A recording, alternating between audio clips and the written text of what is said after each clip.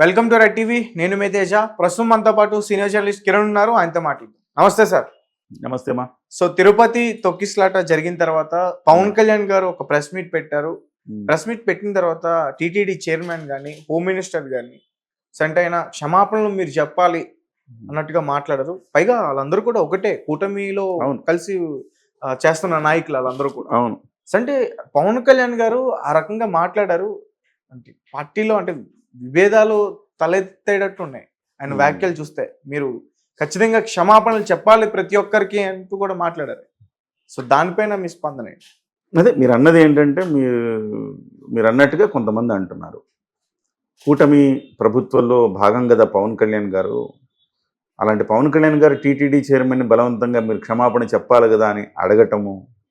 గతంలో కూడా హోంమంత్రి మీకు చేత కాకపోతే ఆ హోంశాఖ నేను తీసుకుంటానంటాము.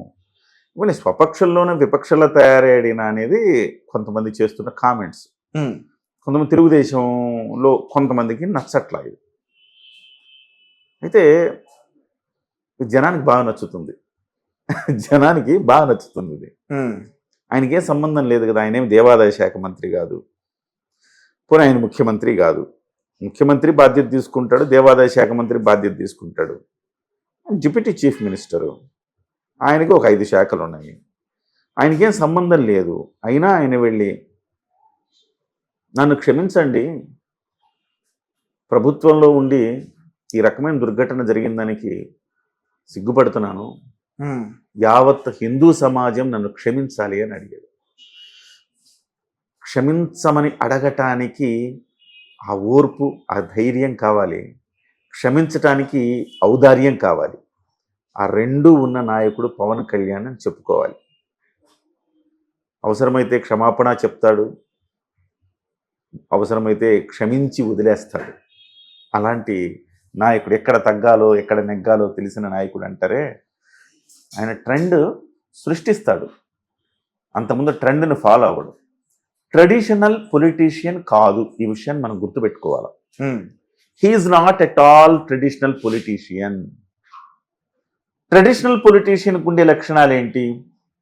తప్పు చేస్తే తప్పు జరిగినా ఇది తప్పు కాదు, పొరపాటుగా జరిగి ఉండొచ్చు, మీ హయాంలో జరగలేదా, మీ హయాంలో జరగలేదా అని.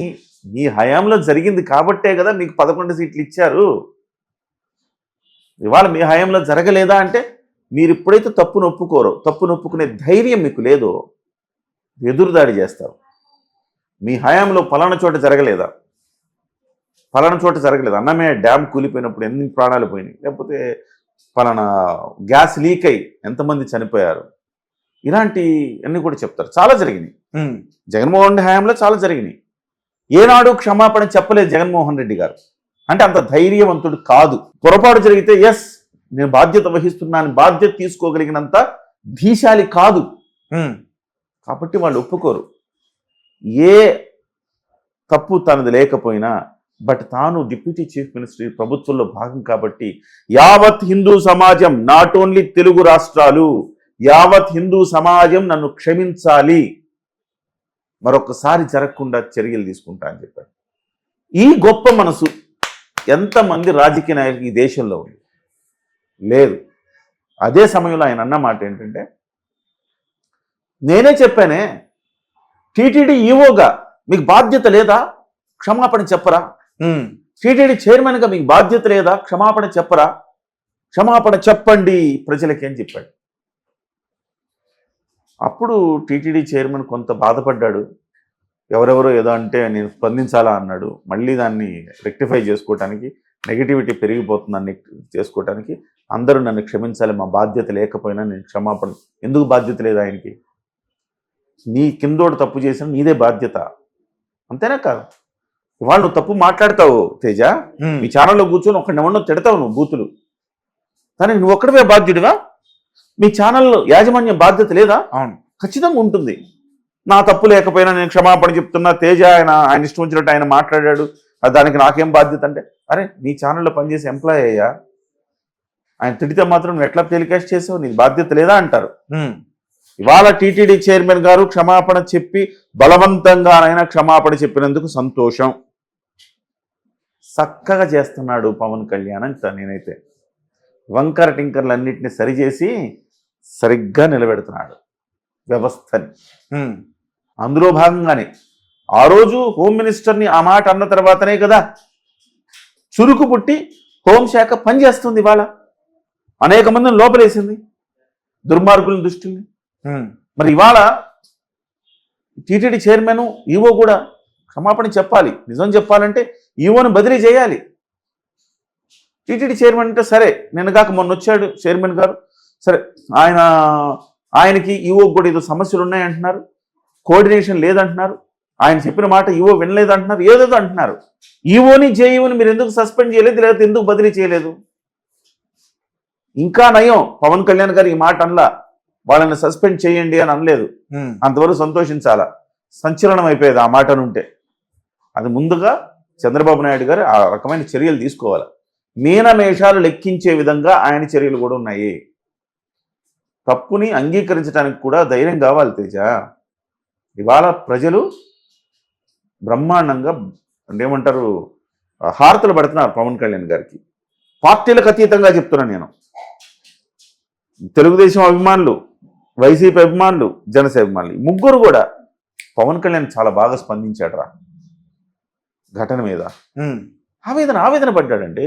అంటే ఇప్పుడు తను పేరు పొందడానికి ఇప్పుడు తనతో కలిసి వర్క్ చేస్తున్న పార్టీకి బ్యాడ్ నేమ్ వస్తుందని, గవర్నమెంట్ బ్యాడ్ నేమ్ వస్తుందని, మరి తన మన తేడా లేదు.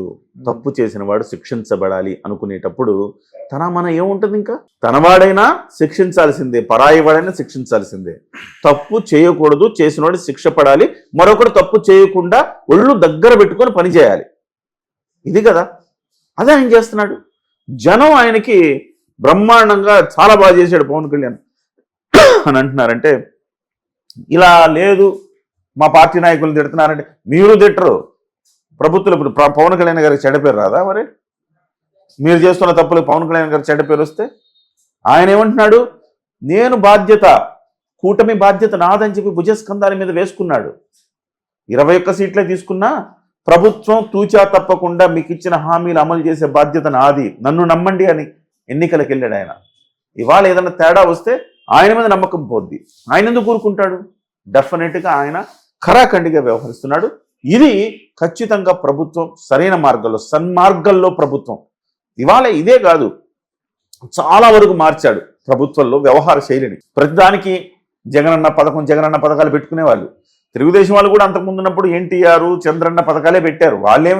వాళ్ళు కూడా భిన్నమేం కాదు. ఇవాళ పవన్ కళ్యాణ్ గారు అధికారంలో ఉన్నాడు కాబట్టి, కూటమి భాగస్వామి కాబట్టి, ఇవాళ డొక్కా సీతమ్మ గారి క్యాంటీన్లని, అంబేద్కర్ అని, ఇంకొకళ్ళని పేర్లు పెట్టి ఎల్లా ప్రగడ ఆయన పేరు పెట్టారు మెడికల్ కాలేజీకి. లేకపోతే ఏం పెట్టేవాళ్ళు మెడికల్ కాలేజీకి? స్వర్గీయ ఎన్టీ రామారావు మెడికల్ కాలేజీ అని పెట్టేవాళ్ళు. సో ఇవాళ పవన్ కళ్యాణ్ గారు వచ్చిన వేళా విశేషం, అన్ని సమూలంగా ప్రక్షాళన చేస్తున్నాడని చెప్పాలి. ఆయన ఏదైతే మాట్లాడాడో పర్ఫెక్ట్గా మాట్లాడాడు, ఏదైతే చెప్పాడో పర్ఫెక్ట్గా చెప్పాడు. బిఆర్ నాయుడు గారు క్షమాపణ చెప్పారు కాబట్టి సరిపోయింది.